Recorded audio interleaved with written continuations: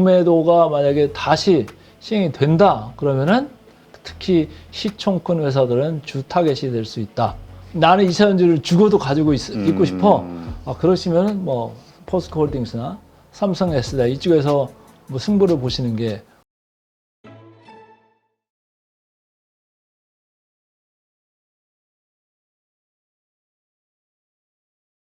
자, 그렇다면 이제 삼성전자, SK하이닉스를 필두로 해서 이 반도체의 흐름이 좋아진다고 하면 뭐 이건 마이크론도 포함되겠죠. 네. 자, 그렇다면 이제 소부장들도 사실 좋을 때는 훨씬 더 퍼포먼스가 좋잖아요. 그렇죠. 이 밸류 체인도 한번 좀 봐야 될 것 그렇죠. 같은데. 제가 업계 저밖에 안 만드는 오늘 차트 하나 공개를. 요즘 잘 맞추셔서 그런가 어깨 뿡뿡 들어가셨어요. 아니, 그게 아니고 저는 이제 데이터를 오랫동안 다루다 보니까 아주 그런 좀 저도 궁금하니까 만드는 거예요. 그렇죠. 그래서 이제 이걸 하나 소개를 해드리면 SK 하이닉스 밸류체인에 있는 10개사를 제가 한 좀 만들어 봤어요. 시가총액을 가중평균해가지고 쭉 수익률을 한번 그려봤고 삼성전자도 한 13개 정도를 만들어 봤는데 이게 뭐 한미반도체가 아무래도 섞여 있으니까 그거에 따라서 스윙이 좀 크죠. 최근에 내려온 것도 한미반도체 영향도 좀 있고 한데 어쨌든 앞으로는 이 빨간 게 이렇게 막 잘 나갔던 때에서 삼성전자가 조금 이제 고개를 들기 시작하고 진짜 모건 스탠리 말대로 잘 나가기 시작한다고 하면은 삼성전자 밸류체인에서 이전까지 헤맸던 소부장들 그쪽도 좀 지금 바라볼 필요가 있는 거 아닌가? 이런 생각이 벌써부터 이게 역전이 이렇게 돼버렸잖아요. 그러네요. 삼성전자가 위쪽으로 가면서 지금 소부장들도 그쪽 밸류체인에 있는 것들이 좀 좋아지고 있다. 그래서 그쪽에서 HBM, 뭐 캐펙스 관련되는 그런 소부장들이 있다면 여러분들이 적극적으로 좀 공부를 하셔가지고 그쪽을 좀 실어주시는 건 어떤가 이런 생각도 하는 거죠. 네, 알겠습니다. 자, 그렇다면 이제 그 외에 그렇다면 이 반도체가 그동안 헤매던 반도체가 튀어오른다고 했을 때 우리 유동성이 부족한 시장에서는 그렇다면 또 반대로 이제까지 주도주가 꺾이는 경우들이 있었잖아요. 네. 그동안 뭐 몇 개 그 섹터가 있는데 일단 전력 인프라 쪽 보면 어떻게 봐야 될까요? 전력 인프라는 최근에 조금 주가적으로는 밀린 게 맞습니다만은 자, 엔비디아와 뭐 삼성전자, SK 하이닉스, 마이크론 이쪽에 이어지는 밸류체인 그리고 이거를 뒤에서 이제 하는 게 결국은 뭐 데이터 센터 수요잖아요. 네. 근데 주가가 좀 앞서갔던 게 이제 탈이면 탈인데 먼저 좀 꺾여서 지금 내려온 감이 있고 밸류에이션적으로 봤을 때도 이제 좀 살만한 밸류에이션대로 들어온 주식들이 좀 있어요. 그래서 제가 오늘 정리를 좀 해드리려고 하는데 HD 현대일렉트릭은 조금 지분율이 외국인 지분율이 좀 너무 많이 올라갔다는 느낌이 있어가지고 좀 최근에 좀 밀리고 있고 재령정비도 좀 많이 빠져나가고 있죠. 근데 밑에 것들은 조금 산일전기나 뭐 이런 쪽들은 10% 미만의 지분율이기 때문에 언더 오온 됐다는 거예요. 주식을 충분히 가지고 있지 않다. 거의 뭐 빈집 수준이다 이렇게 읽으시면 되고. 그러니까 외국인들이 뭐 조화를 할 수 있는 거고 최근에 리포트도 좀 나왔더라고요. 그래서 보니까 그렇고 뭐 밸류에이션을 보면은 나중에 얘기를 하겠습니다만 방산이나 조선 뭐 여기보다는 훨씬 밑에 부분이에요. 그쪽은 벌써 20배 넘어가는 밸류에이션들이 많은데 여기는 그래도 15배 내외로 좀 안정화돼 있다. 라고 볼 때는 어느 정도 이제 조정이 마무리가 되는 국면에서는 다시 충분히 쳐다볼 이런 그 업종이 되겠다 이렇게 개인적으로 보고 있습니다. 그래서 전력 인프라는 뭐 AI의 하나의 그 지엽적인 거지만은 거기에 속한 그룹군이 아니겠느냐. 그래서 계속 좋게 이제 보고 있습니다. 근데 좀 보니까 LS 일렉트릭 쪽에 좀 외국인 매수세가 꾸준히 좀 요즘 쌓이는 것 같네요. 근데 LS는 이번에 아주 뭐. 근데 된통당해가지고. 그러게요. 그 LS 일렉트릭의 자회사 이번에 뭐 상장 계획 발표해가지고. 네. 근데 상장 계획만 발표해도 미안할 판에 거기에 이제 최대 주주인가요? 오너인가요? 그렇죠. 네, 최대 주주. 나는 그런 자본시장에 3% 주주인 것 같은데 제가 자본시장에 35년 이렇게 있으면서 그런 워딩을 제가 본 적이 없어요. 오만한 거예요, 생각이. 그래서 주가 빠질 때 보세요. 두 번 다시 LS 안 쳐다볼 것 같이 주식을 막 패대기치잖아요. 그러니까 기관들이 막 6,500억 빠졌다 그러던데. 네. 뭐 그냥 뒤도 안 돌아오고 그냥 두 번 다시 안 사 이런 분위기로 가다가 또 기타 법인에서 뭐 3% 지분 취득했다고 하니까 다시 또 뭐 올라가고 그러는데 그런 거는 이제 상법 개정이나 이런 것들이 나오면서 자연적으로 좀 해소되는 그런 국면에 들어갈 수가 있다. 어쨌든 그런 거를 열외로 하고 했을 때 LS 일렉트릭도 금년에 이익 모멘텀이 상당히 하반기 가면서 좋아질 수 있는 회사 중에 하나잖아요. 네. 그러니까 기관들이 사고 싶어서 이렇게 꼽고 있던 주식인데 주가가 먼저 확 올라버리니까 못 따라갔던 기관들은 요번에 한번 눌리면은 아이고 감사합니다. 들어갈 찬스를 주네요. 이렇게 보고 있는 데도 있을 거예요. 그러니까 뭐 이번에 밀린 데가 조금 있어가지고 좀 아픈 부분이 있습니다만은 또 다시 올라갈 타이밍이 다시 올 거다 이렇게 보고 있죠. 네, 알겠습니다. 자, LNG 관련주도 한번 좀 분석해 주시죠. 네, LNG 쪽 최근에 뭐 뉴스들이 관련해서 많죠. 이게 LNG 쪽이 저긴가요? 그 북극, 뭐 알래스카. LNG도 해당되는 거고 또 트럼프 트레이드에 LNG 관련도 LNG 선 발주 같은 거 많이 나오면 또 해당 조선 사항이 있는 관련도 거고. 있죠. 네, 그래서 제가 회사들을 골고루 넣어놨어요. 그리고 또 LNG 아까 AI 데이터 센터 뭐 이런 거 할 때 발전이 또 중요하지 않습니까? 그렇죠. 발전을 뭐로 하죠? 이제 앞으로는 가스 발전이 많아진다는 얘기잖아요. 그럼 가스 넣고 LNG 갖다가 LNG 발전과 관련되는 그러니까 LNG 이쪽 밸류체인은 여러 가지 회사들이 혼재되어 있거든요. 근데 쭉 이름만 제가 언급을 해드리면 하나오션도 뭐 LNG 운반선이나 뭐 이런 거 관련돼서도 있는 거고. 두산 에너빌리티도 가스 발전이나 원전 뭐 이런 게 있잖아요. 근데 이제 그렇죠. 데이터 센터를 질 때 지금 가장 문제가 전기가 부족하다는 거잖아요. 근데 어쨌든 두산 에너빌리티도 그 원전 이외에도 가스 발전이라는 게 있기 때문에 좀 보실 필요가 있고 뭐 쭉 이렇게 보시면 여기 보면 파이프 관련되는 회사들도 있잖아요. 가스는 결국 파이프 아니겠습니까? 그래서 이런 회사들이 들쭉날쭉은 하는데 어쨌든 여러분들 취향에 맞는 그런 테마가 될 수 있다 저는 이렇게 보는 거죠. 그래서 LNG 관련주는 뭐 펀더멘탈로 숫자가 들어오기엔 조금 시간이 걸릴 회사들이 꽤 있어요. 그런데 계속적으로 이쪽으로 갈 수밖에 없는 AI 환경에 노출돼 있다 이렇게 보는 거죠. 네, 알겠습니다. 자, 그다음에 중국 관련주의 외국 지분율들이 좀 변화가 있다. 자, 포스코홀딩스 오늘도 보면 주가가 무지하게 강해요. 그러게요. 지금 중국이 경기 부양에 성공하고 있다 뭐 이런 기대감들이 커지나 봐요. 네, 그런 게 있고 아무래도 중국에서 철강 생산 능력을 조금 구조조정한다 이런 얘기들이 있었잖아요. 근데 보면은 여기 보시죠. 이게 외국인 포스코홀딩스의 외국인 지분율인데 빠지질 않아요. 계속적으로 이렇게 꾸준히 올라가잖아요. 포스코홀딩스. 그러니까 네. 지금 우리가 포스코홀딩스에 대해서 많은 분들이 기대하는 거는 2차 전지 쪽, 뭐 리튬, 네. 뭐 이런 건데 네. 이게 아니라 지금은 순수하게 철에 대한 기대가. 네, 중국 철강 경기 그쪽에서 이제 부양이 나오고 구조조정 들어가고 그러면은 뭐 아무래도 이전까지 계속적으로 저가 중국산 제품 때문에 골탕을 먹었던 우리나라 철강 회사들은 조금 수혜를 받을 수 있는 거 아니겠느냐 이런 이제 기대감이 좀 들어오고 있는 거다 이렇게 읽으시면 되고 오른쪽에는 화학 석유화학이에요. 그래서 제가 한쪽 다 중국 관련주인데 이렇게 분리해가지고 이제 그림을 그렸어요. 이쪽에 오늘 물론 LG화학 주가가 이제 많이 LG화학이 어제 오늘 한 10% 넘게 이렇게 튀었어요. 올라가고 있습니다. 그런데 그럼에도 불구하고 외국인들은 계속 팔고 있어요. 롯데케미칼도 최근에 좀 주가가 반등을 했었잖아요. 그럼에도 불구하고 외국인들은 그 기본적으로 파는 모드로 가고 있다. 그래서 똑같은 시클리컬이고 똑같이 중국 관련주입니다만은 철강 쪽하고 석유화학 쪽은 외국인들이 반응을 지금 서로 달리하고 있다. 이렇게 읽으시면 되죠. 그리고 중국 관련주가 또 많잖아요. 또 뭐 연애오락도 있고 그죠? 게임주도 그렇죠. 있고 뭐 한데 저는 이쪽은 이렇게 말씀드리고 싶어요.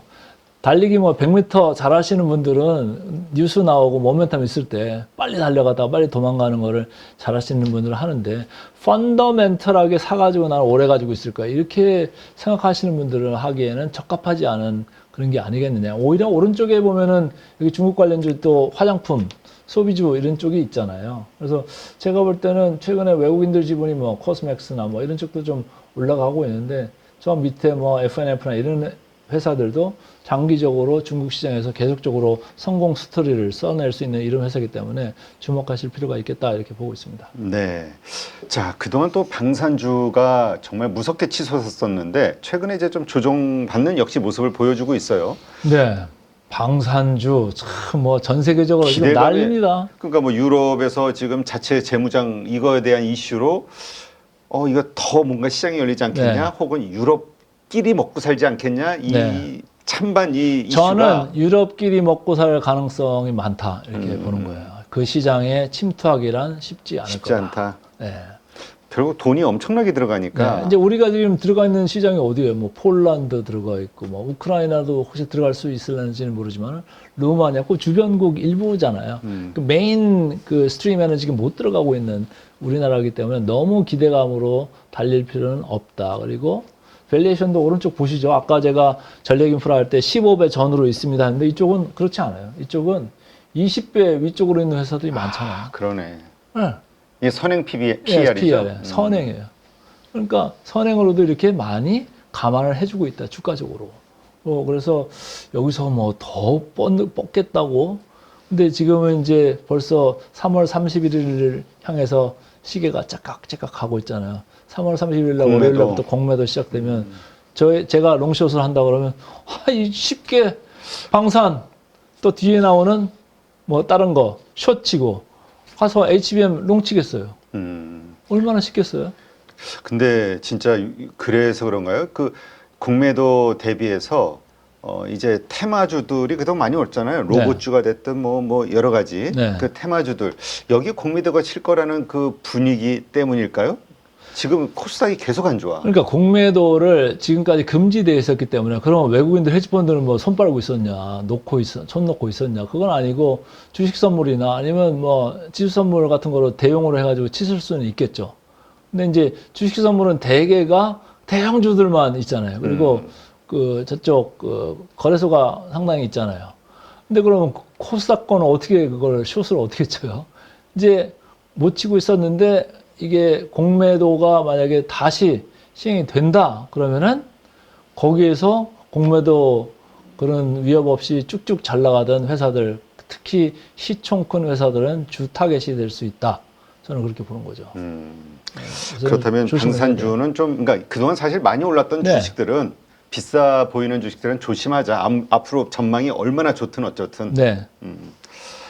자, 그런 측면에서 조선주는 어떻게 보세요? 조선주도 뭐 거의 비슷하게 보는 거예요. 조선주는 지금 뭐 진짜 트럼프가 맘먹고 키워주는 섹터인데. 네. 그리고 우리 또 중국하고 이렇게 딱 지금 경쟁하는 관계이기 때문에 아주 이야기하기가 좋았잖아요.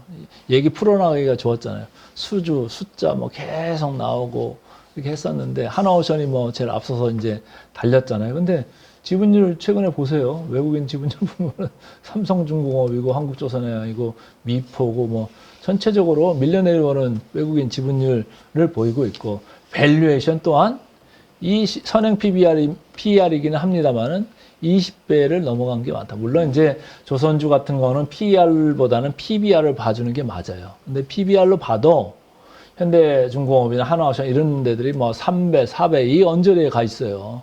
근데 조선이라는 게 백로가 많다고 그래서 그 다음에 바로바로 이거를 착착착착 만들어주는 게 아니잖아요. 토크가 있어야지 만들지 뭐 토크도 없는데 뭐 공중에서 만듭니까? 어디서 만듭니까? 이게 이익으로 들어오는 게 어쩔 수 없이 물리적인 시간을 필요한 그런 산업이거든요. 그래서 그런 거로만 보면은 수준 뉴스 나올 때마다 5% 오르고 10% 오르고 막 이렇게 올랐던 조선주이기는 합니다만은 너무 앞장서서 달려왔고 지금 선행 PBR로 봐도 3배, 4배. 그리고 선행 PER로 봐도 20배를 넘어가는 저런 조선주가 많기 때문에 제가 볼 때는 오히려 올라갈 때마다 차익 실현을 이쪽에서는 진짜 빨리 도망가서 아니 뭐 삼성전자 가지고 계시면 좋을 것 같은데 제가 볼 때는 그런 쪽으로 가시는 게 어떨까. 이쪽도 공매도 타겟이 될 가능성이 많다 이렇게 봅니다. 네, 그렇군요. 하여튼 많이 오른 주식들은 조심해야겠네요. 네네. 한국 증시에서 그렇죠. 20배만 돼도 비싸다고 하는데 30배다. 네. 자, 그렇다면 2차 전지주는 근데 밸류에이션이 정말 엄청나게 지금 주가가 폭락해 있는 상황인데 그래도 실적이 워낙 안 좋다 보니까 밸류에이션 상으로 보면 아직도 답은 안 보여요. 하지만 네. 너무 많이 폭락했단 말이에요. 근데 아까 제가 이제 미국 차트 보여드릴 때 하나 힌트를 드린 게 테슬라 최근에 차트를 보여드렸잖아요. 전기차가 좀 안 팔리고 중국 차는 또 잘 팔리잖아요. 근데 중국 차한테 우리가 뭐 납품하고 들어가는 뭐 우리 양극재, 음극재 뭐 배터리셀 이게 뭐 많이 그런 뉴스는 없잖아요. 그러니까 결국은 이게 비싼 거가 정당화가 되기가 쉽지가 않다. 숫자가 나올 때마다 여기는 네거티브 서프라이즈로 계속 안 좋을 가능성이 크다. 이렇게 보는 거예요. 최근에 지분율도 보시죠. 왜 계속 오른쪽으로 하방으로 그냥 계속 밀고 내려가고 있잖아요. 일방적으로 계속 이렇게 밀려 내려가려고 이게 뭐 3개월밖에 안 되는 그림이라 더 이제 확실하게는 안 보입니다만 NNF도 상당히 내려갔고 반면에 PBR로 봤을 때도 여전히 뭐 8배면은 뭐 너무 높은 거예요. 이거는 지탱하기가 어렵습니다. 그래서 제가 아까도 말씀드릴 때 25년 전에 이런 버블의 역사는 반복됩니다 하면서 제가 그때 주가 하락을 얘기했던 그 얘기를 말씀을 드렸었는데 이쪽은 제가 볼 때 앞으로 장기적으로 조금 문제가 될 수가 있겠다 이런 생각을 하는 거죠. 아, 진짜 그러네요. 근데 2차 전지주 종목들 가운데서 물론 이제 말씀하신 대로 PBR이 뭐 8배 뭐 이렇게 되는 종목들도 있습니다만은 PER로 봤을 때, PBR로 봤을 때 그 소부장에서 PBR이 뭐 0.3배, 여기 있잖아요. 지금 제일 밑에 보시면은 0.4배 이런 거밖에 안 되는. 포스코 홀딩스 0.4배, 삼성 SDI 0.6배. 그러니까 요런 쪽에 가서 그냥 계시면 좋아요. 나는 2차 전지를 죽어도 가지고 있고 싶어. 그러시면은 뭐 포스코 홀딩스나 삼성 SDI 이쪽에서 뭐 승부를 보시는 게 어떤가. 이쪽 위쪽보다는. 그러니까 그런 생각을 하는 오를 거죠. 때도 이게 논리적으로 뭔가 그 근거가 되주긴 하겠네요. 네, 네. PBR 1배도 안 돼. 네. 뭐 이런 논리. 네. 근데 이제 우리가 항상 그걸 얘기할 때도 ROE라는 걸 보는 거예요. ROE가 2%, 3% 나오는 회사인데 PBR 1.0배면은 싼가요, 비싼가요? 저는 비싸다고 그러거든요. 엄청 비싼 주식이다. 그런 주식은 오히려 주가가 5분의 1 토막 나야지 그 ROE에 적합한 밸류에이션이다. 이렇게 얘기를 하는데 뭐 삼성 SDI나 포스코홀딩스가 그러면 지금 나오는 ROE에 비해서 완전 싼 거냐? 그건 또 아니에요. 그 정도로 이익이 안 나오고 있어요. 그런데도 불구하고 위에 보이는 이 회사들에 비해서는 상대적인 밸류에이션이나 그 ROE 대비해서 견주어 봤을 때는 헐 낫다 이런 말씀을 드리는 거죠. 그러나 이제 실적 개선이 좀 되기 시작한다면, 그래서 이제 실적이 좀 달라진다면은 그때는 좀 달라지겠죠. 네.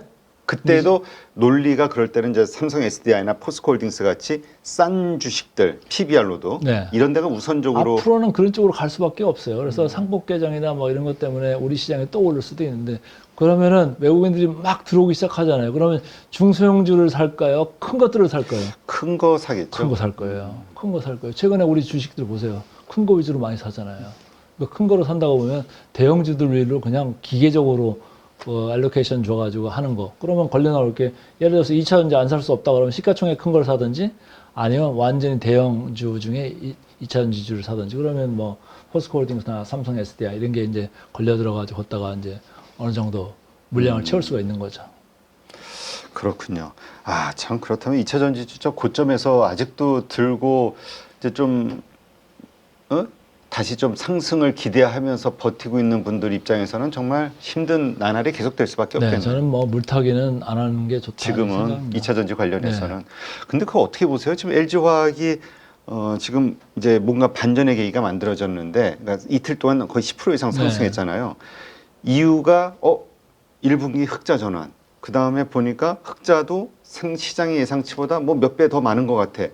이런 것들이 일종의 턴어라운드 신호로 볼 수 있지 않을까요? 이제 미리 빨리 달려갈 수 있는 분들은 이제 빨리 달려가는 건데 아니면 내부 정보나 아니면 그 업계에 정통한 이제 그런 분들이 이제 사는 건데 숫자를 확인하고 이것도 지금 증권사의 리포트 예상치지 네. 확인은 안 했죠, 우리가. 확인을 한 다음에 가도 충분히 여유가 있을 거다. 그리고 특히 LG화학은 밸류체인이나 주가로 봤을 때는 LG에너지 솔루션이라는 게 밑에 박혀 있잖아요. 네. 그러니까 LG에너지 솔루션에 지금 얼마나 수익성이나 아니면 공장 가동률이나 이런 숫자 데이터를 알고 계신 분이 얼마나 있을까요? 제가 볼 때는 크게 많지 않다고 보이거든요. 그러니까 확인한 다음에 사시더라도 사셔라 이렇게 좀 말씀드리고 싶어요. 지금 3월, 그러니까 4월 중순, 하순 정도가 다음 달이면 이제 실적 발표 시즌이니까 네. 그때 실적을 보면서 확인을 하고 그 다음에 보자. 네. 지금 너무 또 기회는 기대감으로 엄청 가죠. 있습니다. 삼성전자 그렇게 막 기회 많았는데도 시간이 오래 걸리잖아요. 한번 돌았을 때. 그렇죠. 근데 아까도 말씀하셨듯이 삼성전자 지금 6만 원이 됐다 해도 지금 아까 얘기하신 여러 가지 밸류라든가 여러 가지 앞으로의 전망을 봤을 때는 지금도 괜찮다. 네. 이거잖아요. 네. 알겠습니다. 아마 참 2차 전지 주주분들이 참 뭐라고 참 마음고생이 너무 심하셔가지고 너무나 그 큰 꿈, 환상을 그러니까 비전을 갖고 있다가 그것이 막 이렇게 물거품처럼 되는 것처럼 보이니까 현재까지는 네. 그 심적 상실감들이 상당히 큰 것 같아요. 이렇게 얘기 나눠 보면은 안타깝네요. 네, 알겠습니다. 어쨌건 우리가 주식 시장에서 투자를 한다고 했을 때는 가장 이 실적 베이스로 네, 모든 네. 걸 평가하자. 밸류에이션. 네. 자, 지금 어쨌건 한국 증시가 앞으로 좀 더 많이 좋아질 것으로 예상을 하고 계시니까 이런 시점에서 우리 투자자들에게 마지막 한 말씀 해주시죠.